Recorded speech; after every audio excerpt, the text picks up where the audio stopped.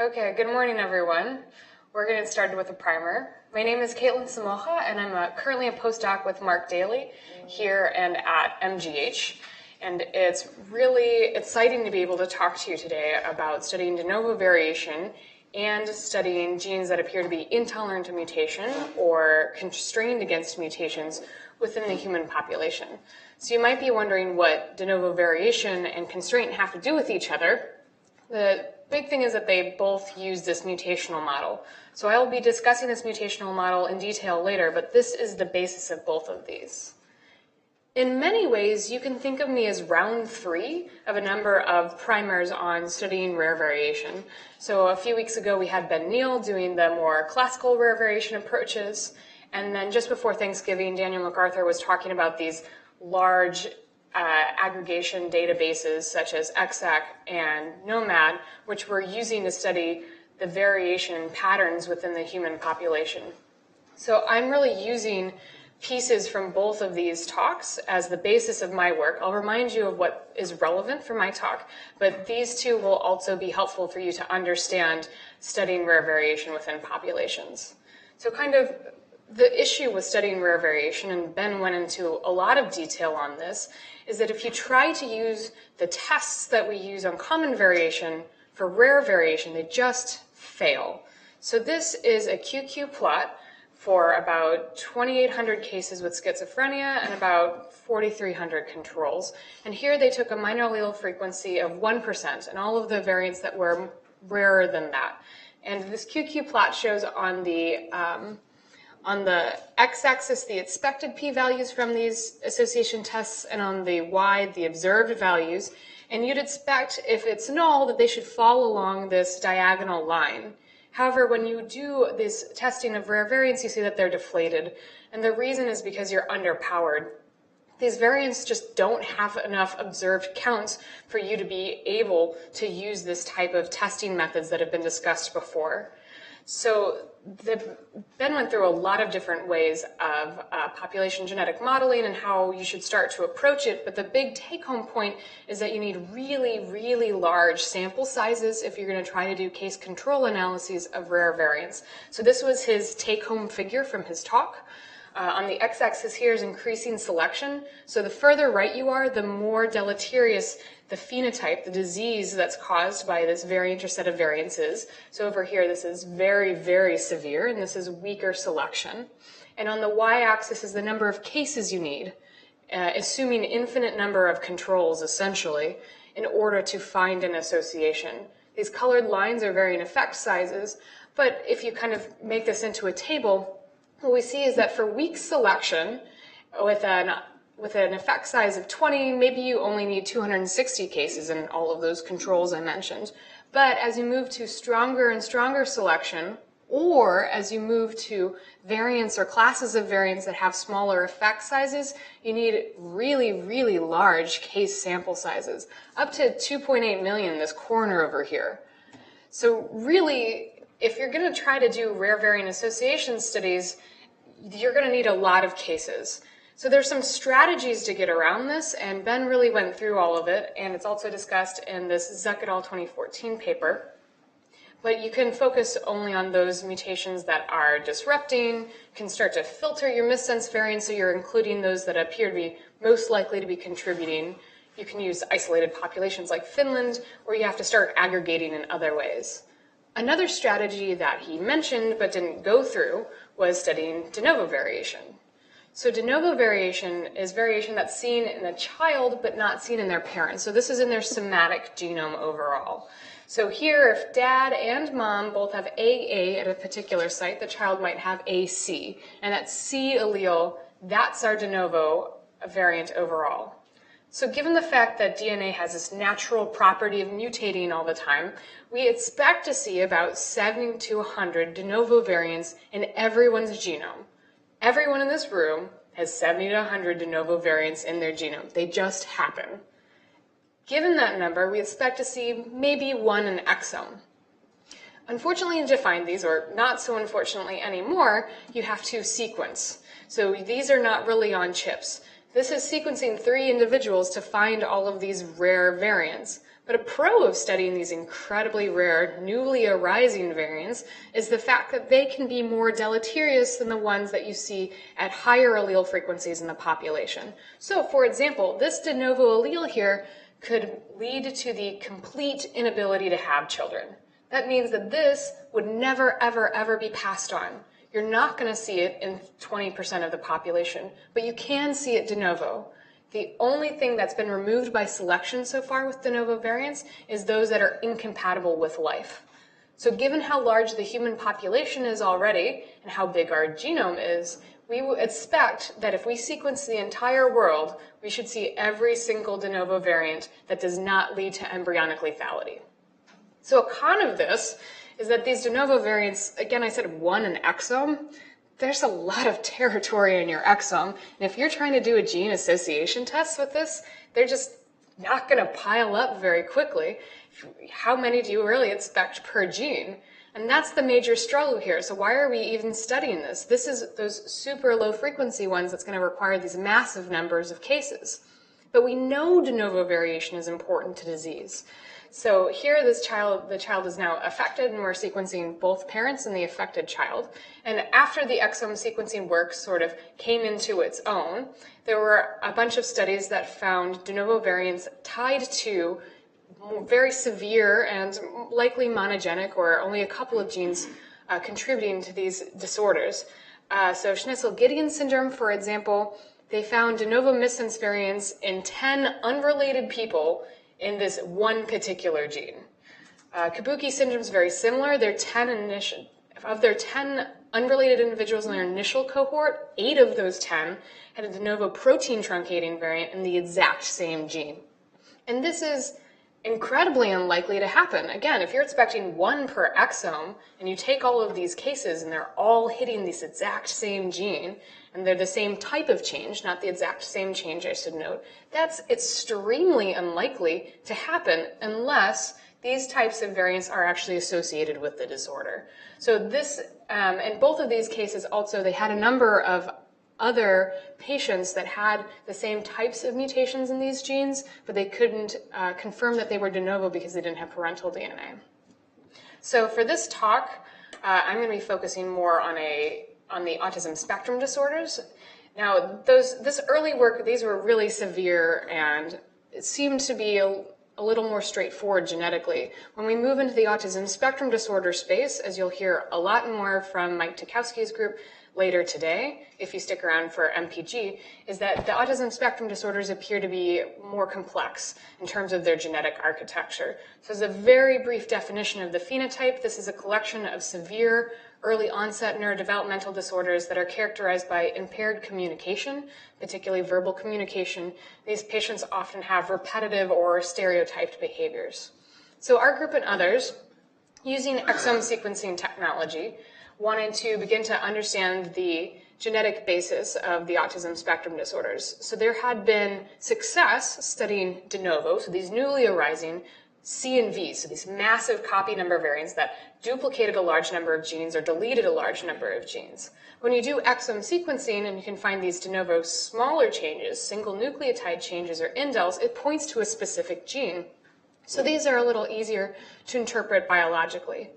So in 2012, 4 papers came out, and across those papers, roughly 945 trios were sequenced, so mom, dad, child, and 350 or so unaffected siblings of the autism siblings, which you can view as controls. But across all of these autism cases, there were 35 genes that had multiple missense or protein truncating variants. So it's not like one gene rose to the top. Unlike those other disorders, we didn't find this whopping signal. And in fact, even though we sequenced nearly 1,000 autism individuals and their parents, 5 genes only had 2 de novo protein truncating variants. None of them even had 3. So this is not like what we saw before with Kabuki syndrome, where you had 8 out of 10.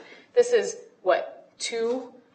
That's pretty bad. And even if we found 0 in controls, a 2 to 0 is extremely hard to make look significant. You'd need thousands and thousands and thousands of controls, but it's really hard to convince people to sequence controls to look for de novo variants, because that's sequencing 3 people and one of them doesn't have a disease.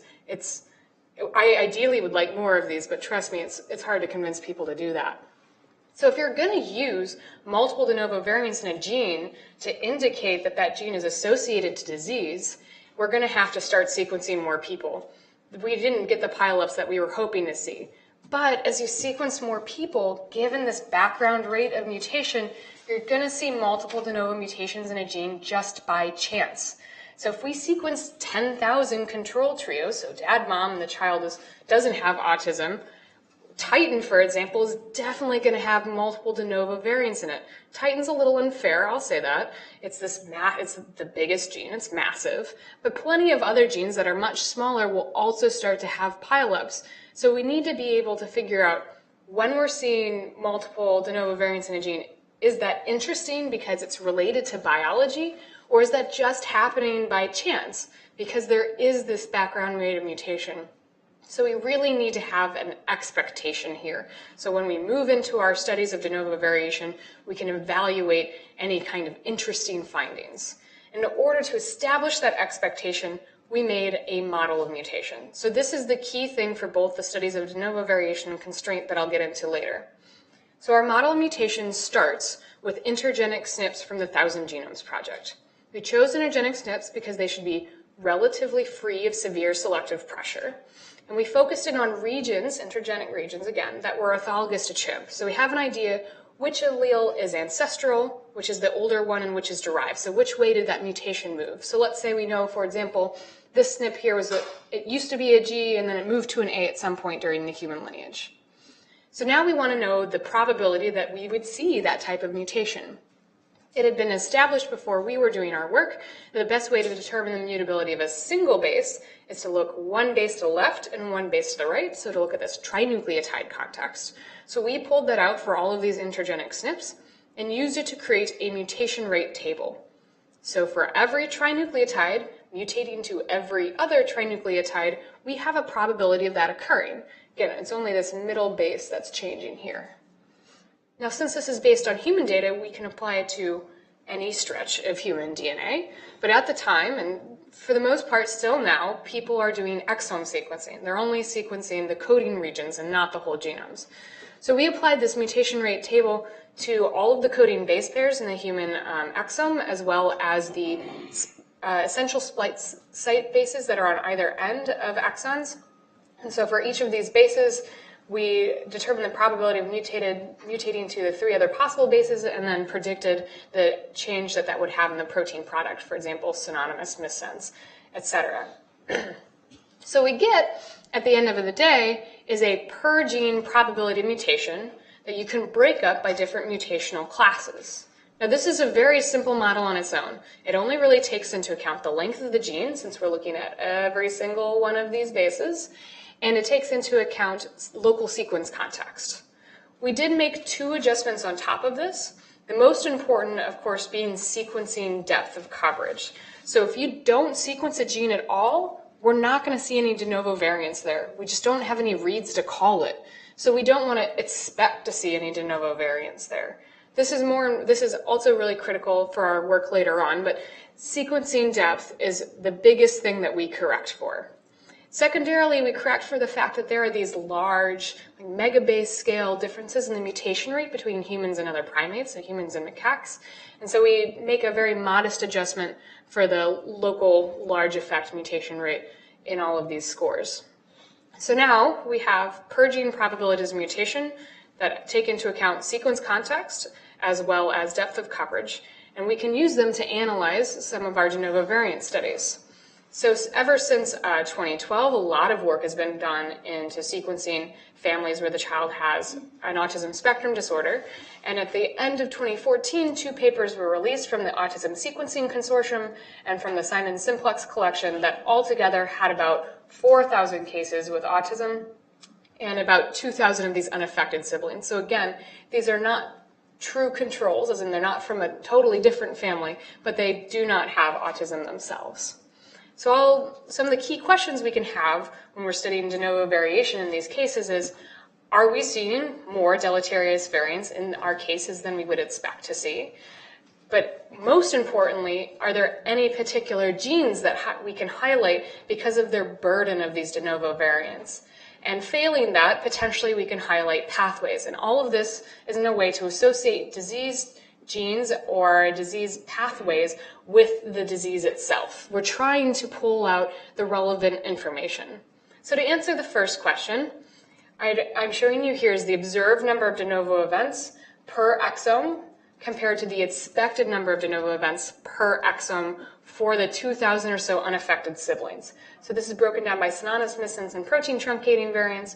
We can see is that missense, let's say we expect about 0.6 de novo events per exome, and we expect about 0.62, and the unaffected individuals we see about 0.6. So we're matching fairly closely. But when we look at the individuals with autism, we see significantly more de novo missense and de novo protein truncating variants than we would expect to see. So this enrichment here for the missense variants is not quite as large as you see for the protein truncating variants, but it is significant. So what this indicates here is that there's some signal both in missense and in protein truncating variants. We'd like to be able to figure out if they're highlighting particular genes. So we can do that since these probabilities of mutation that we have are per gene. So when we look at the unaffected individuals, we see that there are a handful of genes in the 2,000 or so unaffected individuals that have 2 protein truncating variants. However, none of them cross the significance threshold that we set at 10 to the minus 6, which conservatively corrects for the number of genes, the number of tests that we're doing. And this is really up here to highlight the point that just because you find multiple de novo variants in a gene, it doesn't mean that it's related to anything. It's just going to happen when you sequence people. This is very different, however, when we look at the autism spectrum disorder cases. Again, we have about 4,000 trios here, and we have a couple of genes that are crossing this really strict significance threshold. For example, CHD8 has 7 de novo protein truncating variants in these 4,000 or so individuals, which is extremely surprising given what we would expect to see. And a lot more work has been done on CHD8. We've found many more de novos in other studies. They just weren't included in those too. So this has really arisen as something from the de novo studies as an important autism disorder gene. And I don't know if Mike will talk about it or not, but this has definitely had a lot more work done on it. When we look at some of the other genes that popped up, SYNGAP1 and ARID1B have significantly more de novo protein truncating variants than we would expect. These have been associated with intellectual disability type phenotypes. And given that a lot of autism cases have lower IQ, that's potentially not surprising to see. But I'd also like to point out here that this is a conservative way of counting things in and not so much a way of counting things out. GRIN2B is another gene that's been associated with intellectual disability, and the 3 de novo protein truncating variants in the autism cases here don't quite make it cross that threshold.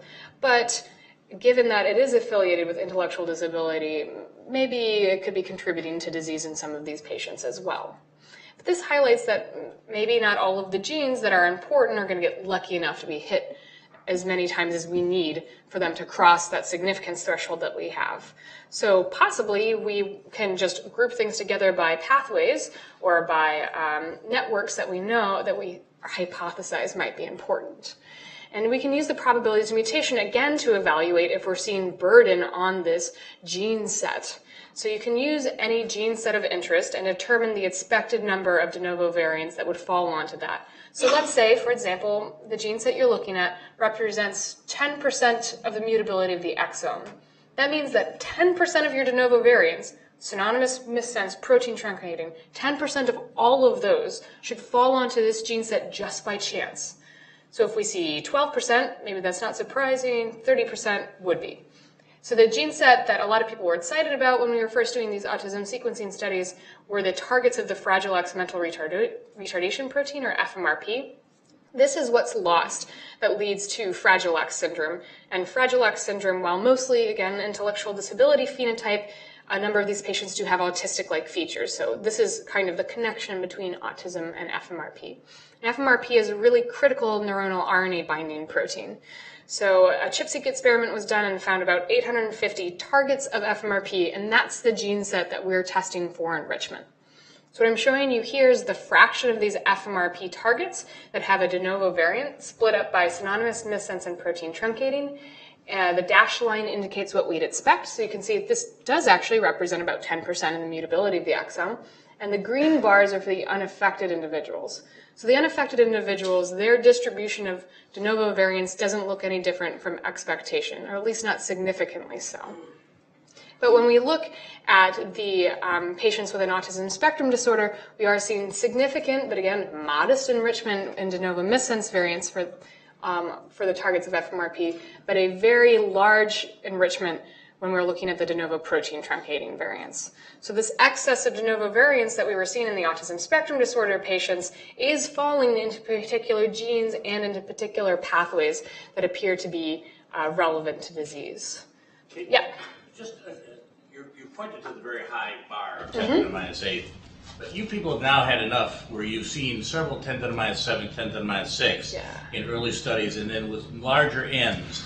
How do those break out? Do the majority of those actually increase over 10 to the minus 8? I understand if you have a pathway to sort of pick them out, but if you're just picking out new candidate genes, how do they break with increasing numbers? So I'm being asked, as you sequence, so this is 4,000 trios, but as you continue to scale up, the question is, how are we seeing continued pileups in the exact same genes, or are we seeing it spread out more?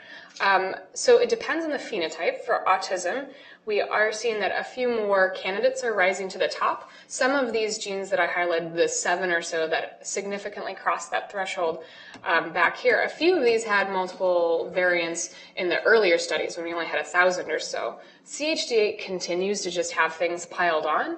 A couple more like SCN2A, ARID1B, SYNGAP1, they've seen some pile up as well, but there are a lot of genes that are getting multiple hits. Now, that doesn't mean that everything did. Our first studies, there's a gene called CATNAL2 that had two de novo protein truncating variants in about 1,000 cases, which looked kind of interesting, but it has never had another de novo protein truncating variant in autism. So it's a mixed bag. In intellectual disability and developmental delay space, they get even more pileups. The Deciphering Developmental Disorders paper that was put on the bioRxiv in June, they have in about 4,000 trios some genes with like 30 de novo protein truncating variants in 4,000 cases. So I think it partially gets after the genetic architecture of what you're looking at. We'll skip through this. Right. Go ahead. You probably may come back to this later. Yes. This kind of very modest missense signal, are you able to refine that later with some, are you able to refine this even better? Yes, so I won't get as much of a chance to talk about it, but a lot of the work that we've been trying to do is to find ways to highlight subsets of missense variants, de novo missense variants that we think are more likely to be contributing. It has not yet been fully refined in the same way, but we've actually even been refining this protein truncating signal as well. So we're working on it. It's not quite there. Right. So studying de novo variation in these individuals with an autism spectrum disorder was highlighting what appear to be biologically relevant genes. However, we can also study patterns of variation, shifting gears, if you will. We'll also be studying patterns of variation in healthier populations, and this can aid in variant prioritization. So ever since we've been sequencing large reference populations. So back in the day, we had the 1,000 Genomes Project with about 2,500 individuals. The NHLBI's exome sequencing project came out, 6-7 years ago with 6,500. And then a few years ago, Daniel MacArthur's group put a lot of effort into corralling a bunch of data and jointly processing it, which they released as ExAC, or the Exome Aggregation Consortium data. So this was about an order of magnitude larger than anything that was previously publicly available. I'll underline that. A lot of sequencing has been done, but publicly available is the key thing here. And it was much more diverse than the exome sequencing project. So pros to this is that we got rid of individuals that were related, and we dropped samples that couldn't be publicly shared, and we removed individuals with a known severe pediatric disease. So these represent a reference population. They're not super controls. They're not perfectly healthy. Some of them have diabetes. Some of them have high blood pressure, but no one is a perfect control. So this is the best type of look into a general population that we can get after. Now, if you saw Daniel's talk a few weeks ago, you'll know that we also just kind of outdid ourselves by releasing at ASHG a sample set called NOMAD for the Genome Aggregation Database, which has twice as many exomes and now about 15,000 genomes. Since we are still working out some of the kinks in this data set and it's brand new, all of the analyses I'm talking about, when I say ExAC, I mean only the 61,000 or so individuals in that original release. So ExAC was already proved to be incredibly useful within the clinical context. For example, if you're trying to use a minor allele frequency filter in terms of studying rare disease patients, you see is that ExAC drops the number of candidate loci that you need to dig into a little more by about 5-fold. So here is the number of variants that remain after you apply an allele frequency filter about 0.1%. So if you use the ESP data set, again, 6,500 individuals, you're left with hundreds of variants, and these are for the different populations. But when you use ExAC, it drops down below 200 for all of these different ones. So I encourage you, if you're curious about this, to either read the ExAC paper or to listen to Daniel MacArthur's MPG Primer from a few weeks ago, because he does step through it. ExAC also is able to allow us to identify pathogenic variants that were hanging out in some of our disease-associated disease variant databases that are just way too frequent to actually be pathogenic. Again, won't be talking about that as much. So ExAC's been useful in variant interpretation, but we also know that it can be useful highlighting genes themselves, not just variants, that appear to be disease relevant. And the reason this is so important to do is that when you're sequencing people, you're finding thousands upon thousands of variants, and you need some way to be able to prioritize those that appear to be more likely to be contributing to that person's disorder. So there's a large number of variant level pieces of information you can take into account. For example, only focusing on protein truncating or using the large number of in silico tools that predict the deleteriousness of missense variants. You can also use whether or not it's been seen in the ExAC database. If you have a patient come in and you think you found a really severe, fully penetrant, if you believe that it exists, from talking to people earlier, fully penetrant allele that leads to this really bad disease, and you look it up in ExAC and you see it in a couple thousand people, that's not the variant you're looking for. So this is where that's been useful. There are also gene-level pieces of information. So if you have a disrupting variant in a gene that's already been associated to disease or is expressed in the relevant tissue, you believe, that's another way to prioritize. But our group and others have been trying to pull out genes that appear to be intolerant of mutational changes just overall. So we call these constrained. And to walk you through the logic of this, I'm showing a gene that's relatively tolerant of mutational change on the left and one that is intolerant or constrained on the right.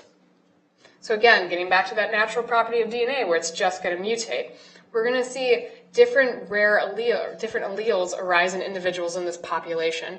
And in a tolerant gene, maybe one of these alleles leads to some deleterious phenotype and therefore is removed from the population by selection. But in a constrained gene, and that's really sensitive to all of these changes, many of the alleles that arise in this gene lead to this deleterious phenotype, and therefore they're removed from the population. So what we see over time in grouping individuals together is that a tolerant gene will show a number of variants in between individuals, where a constrained gene will be depleted for the expected amount of variation. So we're looking for a signal like this, and this is one of those signals that we use to indicate that these genes are intolerant of variants overall. They'll note that we do have to have an expectation of how much we expect to see. And so we were able to use our mutational model on the 6,500 individuals in the NHLBI's exome sequencing project to identify a set of genes that we thought were intolerant to mutation or constrained. Now, David Goldstein's group also used that same data set in an orthogonal metric, and they agreed with us on which genes appeared to be intolerant. And what we both found was even with a smaller data set, we were able to highlight genes that were depleted of variation, and they were enriched for known disease genes, and we found piling up of de novo variants in patients with autism spectrum disorders and intellectual disability and epileptic encephalopathies. Those all piled up in the genes that we highlighted, indicating that not only are these known disease-relevant genes, but they do appear to also be medically relevant in the de novo space. But this was a couple years ago. Now that we have ExAC, we wanted to double check that our mutational model was still doing a good job of predicting the number of variants.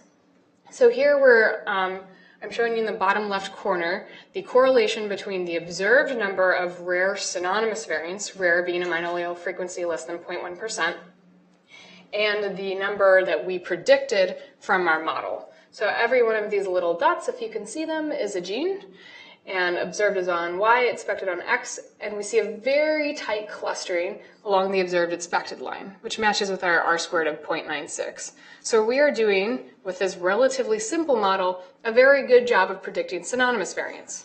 Now, since these are relatively free of selective pressure, this was a nice check.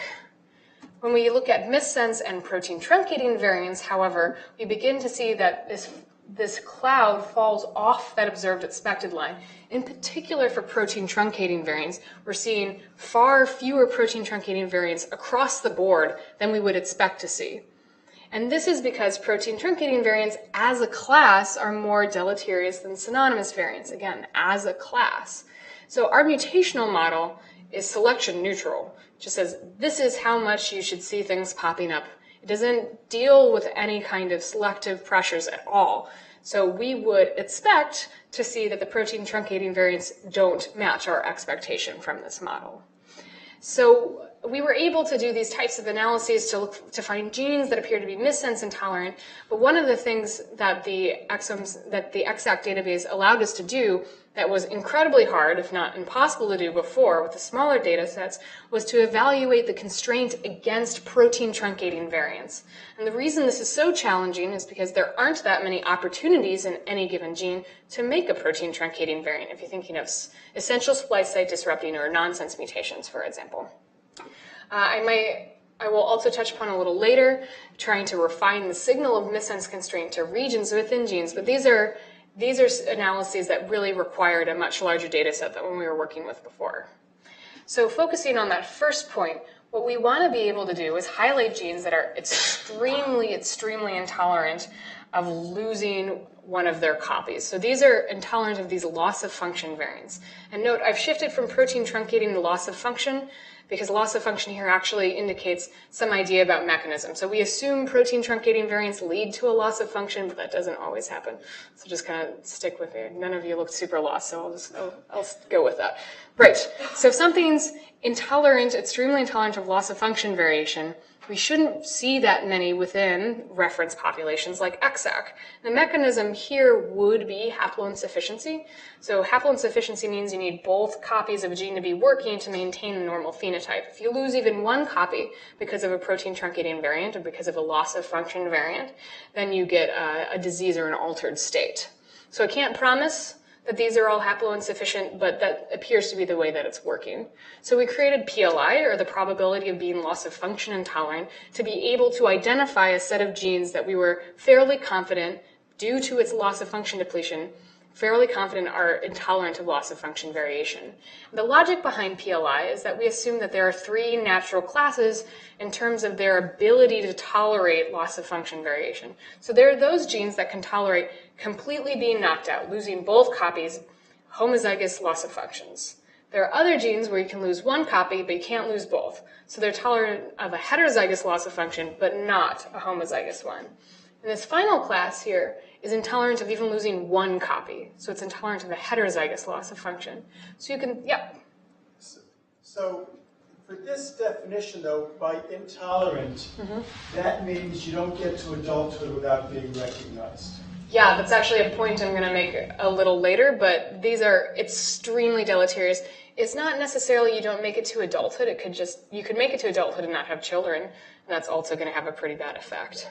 Well, the reason that I raise it is because if I recall correctly, if you look at the LDL receptor, which causes familial hypercholesterolemia in a heterozygous state, it doesn't pop up on this. So either because there are a lot of people with familial hypercholesterolemia that were getting sequenced, or because that although it's not a good mutation to have, people still get to adulthood. Yeah, so what I'm being asked about is just trying to reinforce whether or not this is only getting after early onset, and I'd say it's mostly getting after early onset in terms of the LDL receptor. and hypercholesterolemia. So there are a number of caveats to why there are some genes we would expect should be more depleted but aren't depleted. I didn't put those slides in this presentation because that's getting into really deep cuts. I'm happy to talk to you about that a little later. But we are pulling out very severe, you don't have children or you don't make it to adulthood types of conditions generally. Other questions? Good? No, I mean, yeah. Is this just a reflection of reproductive fitness per se, and not really a definition of whether something lasts or not? Because, this is pretty much a reproductive fitness question. No, in getting into this database, you have to have not had a disease as a child.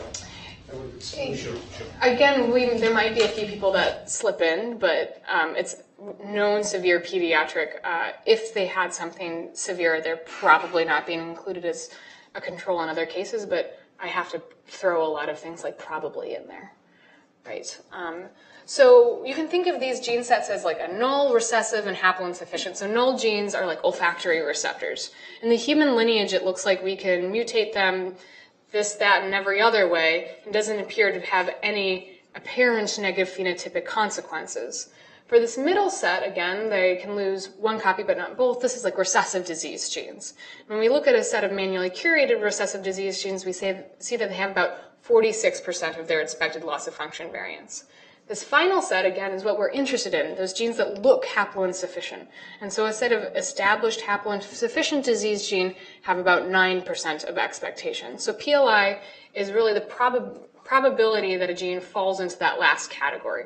It's the probability that its loss of function depletion looks most like it's haploinsufficient. So PLI and our other constraint metrics are up on the ExAC browser. If you go to the genes main page, they're up in the top right corner.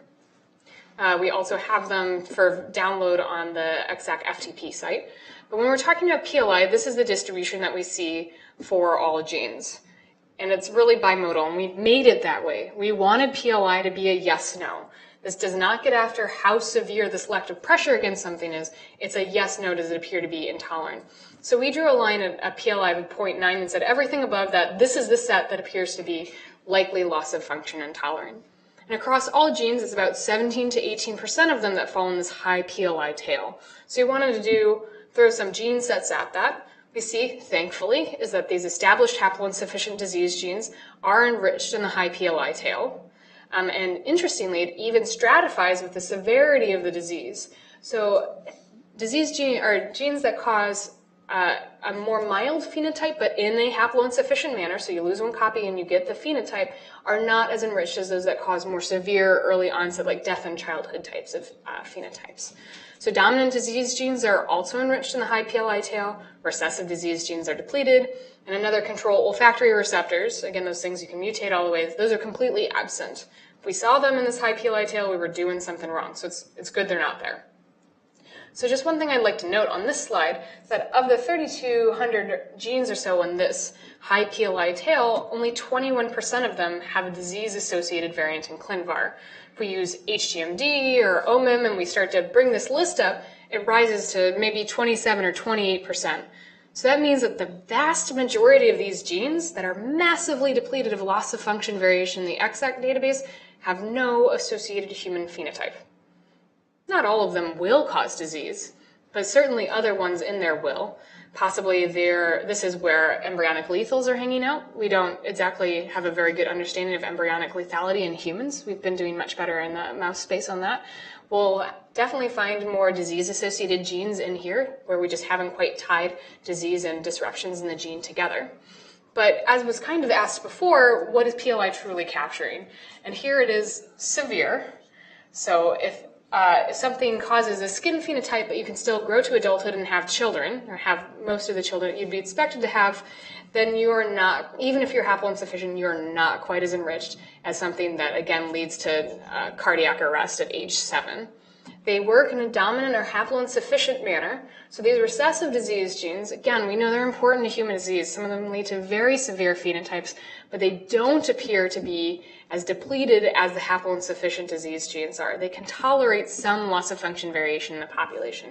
And finally, yes, early onset is important. BRCA2, which we know is important for disease, definitely associated with breast cancer and ovarian cancer, has 52% of its expected loss of function variation in the ExAC database, which gives it a PLI of 0. This, again, is a human disease gene, but it strikes after the reproductive age for the most part. So this is a case where it doesn't have a really high PLI score. Just a few notes about the genes that we have. High PLI genes tend to be the center of hubs, so they have a lot of protein-protein interactions, more so than ones that are more loss of function intolerant. The genes with the highest, or the gene sets with the highest median PLI are really core biological processes like the spliceosome and the ribosome. And these are genes that are expressed at higher levels and in more tissues than more loss of function intolerant genes. So this is really a set of important genes that you need to have around. So there's a lot more of research that has been done in kind of the PLI space, but I want to make a few notes about the missense space. So loss of function and protein truncating variants we assume to be the property of a gene for the most part. It doesn't matter if it hits at position 10 or position 50, it should have roughly the same effect. Of course, there are caveats to that. However, missense variants we know can have very different effects depending on where they fall in the gene and the particular amino acid substitution. So I'm not going to go into as much detail about this as I could, but I'm going to highlight how we've been using ExAC to find regions within genes that appear to be missense constrained. So for example, if you have a gene here showing you the observed number of missense variants over the expected number of missense variants for each of these exons, if across this gene it has about 50% of expectation, the question is whether that 50% of depletion is uniform along the gene or whether there are regional differences. And so if you're looking at this, you see already this first exon has most of its variation, this last exon is really depleted. So what our method might do is split it and say these first two exons appear to be unconstrained because they have the vast majority of their expected missense variation, but these last two exons are very depleted. So this is the constrained region, and this section is driving the overall gene depletion. So when we apply this to genes, we chop some of them up, 15% or so, we chop them up into pieces and have found regions that are severely missense depleted. And so in this graph, what I'm showing you is by their observed or expected missense variance breakdown, the number of coding base pairs. So here in this pink, this means it has 60% or more of its expected missense variation, and that's really the vast majority of the exome. We get down to very, very small numbers when we're talking about depletion below 60% of expectation. So remembering these de novo variants we talked about before, when we looked at the de novo variants that come from control individuals, or those unaffected siblings, we see that they fall into regions as we'd expect by the breakdown of base pairs. So they're falling just based on the target size. By contrast, when we look at established pathogenic variants in these severe haploinsufficient disease genes, they are incredibly enriched in this most depleted 14% or so of the coding region. So this is kind of what we'd expect, 14%, and we're seeing over 80%. This is a massive enrichment. Now, when we begin to look at de novo variants from our cases with a neurodevelopmental disorder like autism or intellectual disability, we see that they fall in between the two. So this is how we're starting to try to refine the signal. Again, we know that a lot of the de novo variants that we identify in patients are going to be benign. They're going to be this background rate, but we're going to be able to start to use where the variants themselves fall, in particular within the genes for missense variants, to highlight those that are falling into these most missense depleted regions. And just to give you a kind of quick example, and I know Daniel showed this one, this is a severe haploinsufficient disease gene, CDKL5, causes a number of fairly with seizures, intellectual disability, a number of pretty bad phenotypes. And when you look at the gene itself, all of these stars are where there are disease-associated variants, and this is where we highlight the gene as constrained. So we didn't have this information. We were totally blind to that. So just using patterns of variation in relatively healthy individuals has allowed us to highlight exactly where pathogenic variants are piling up. Now again, you could have just looked at this picture and figured that out, but there are more subtle cases where this will become more important. So just in the last couple of minutes, I'm going to talk to you about a story where we've been able to use the ExAC database and information about constraint to interpret de novo variation. And these de novo variants I'm going to be talking about again come from our roughly 4,000 cases with an autism spectrum disorder and 2,000 unaffected siblings. And now we're adding cases with intellectual disability and developmental delay. So with all of these de novo variants, what Jack Koshminsky, a graduate student in Mark's lab, did is he just recapitulated that we see a much higher rate of de novo protein truncating variants in cases with autism, that's this purple bar, and cases with intellectual disability or developmental delay in this blue bar compared to the unaffected siblings. So this is now we're comparing to the unaffecteds and not to an expectation. So 1.5, 2 times higher. This is for everything. But what Jack found is that he took every single de novo variant and asked whether it had been seen in an individual in ExAC. So just because it's de novo doesn't mean that it hasn't happened before in the human population. In fact, de novo variants can arise at the sites of fairly common variants in a particular family. What he found was all of the signal is found in those de novo protein truncating variants that weren't seen in anyone in ExAC.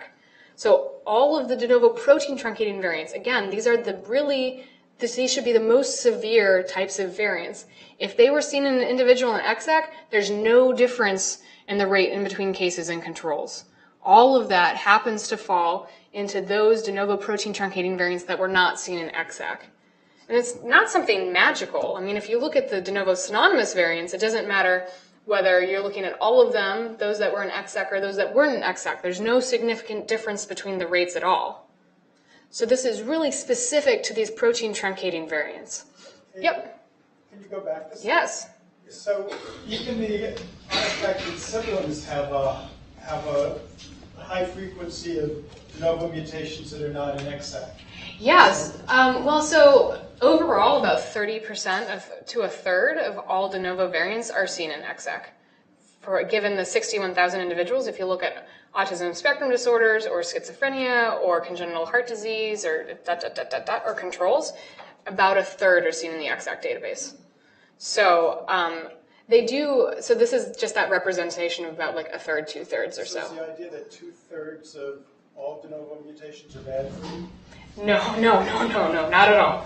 Not at all. This is just a way to try to highlight the signal. So it's actually more like the opposite. If you have seen it in someone else, it's less likely to be the variants that you want.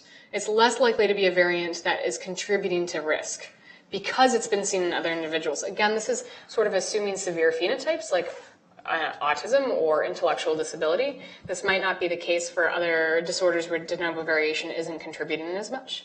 But yeah, not everything in even the unaffected siblings is seen in other people. Like they'll have some things that arise. I was struck by the same thing, and I wondered, isn't that a subclinical oligogenicity issue? In other words, that some of these variants that the unaffected SIBs are carrying represent a first hit that doesn't affect them, and the sibling that is affected now has a second hit. So the question is whether this represents some oligogenicity in the data set and that the unaffected individuals might be carrying potentially 1 hit, but they need a second hit to actually get disease. I'm not sure I'd say that. I mean, everyone's going to have de novo variants. Potentially, some of these could be contributing to a phenotype, but I wouldn't even say, I wouldn't say that. It's just... Then how do you account for the enrichment? This isn't an enrichment at all. This is it's not, there's no enrichment here. This is just saying the rate that you see, the rate of de novo variants in unaffected siblings drops from about 0.09, which is what we'd expect, and when you split it out by whether it's been seen in ExAC or not, it splits about 1/3, 2/3. Yeah. Right, so using the ExAC database allowed Jack to highlight a subset of de novo variants, again, those that aren't in ExAC that appear to be the ones that are containing this burden that you see in cases. And even more particularly, this only happens when those de novo protein truncating variants are disrupting one of these high PLI genes. Okay, so again, here I'm showing you on the left all of the de novo protein truncating variants, intellectual disability, developmental delay, autism, unaffected individuals. And if it's a de novo protein truncating variant that happened in ExAC, so someone else has that exact same variant, or it disrupts a gene that has PLI less than 0.9, there is no significant difference in the rate between cases and controls. all of the significant difference falls in that tiny subset of de novo protein truncating variants that aren't seen in another individual and disrupt a highly loss-of-function intolerant gene. So this is how we've been able to use these two pieces of information to really highlight a subset of de novo protein truncating variants that appear to contain the signal. And again, we're jumping up now to odds ratios from 2 all the way up to 6.7. So the hope is, again, to be able to use some of the missense studies that we've started to do within the ExAC population to do a similar type of thing, but that is still in earlier days. So at that point, I've left plenty of time for questions. But big shout out to Mark Daley, who's my PI. So I can take that, or you guys can just go get more food if you want.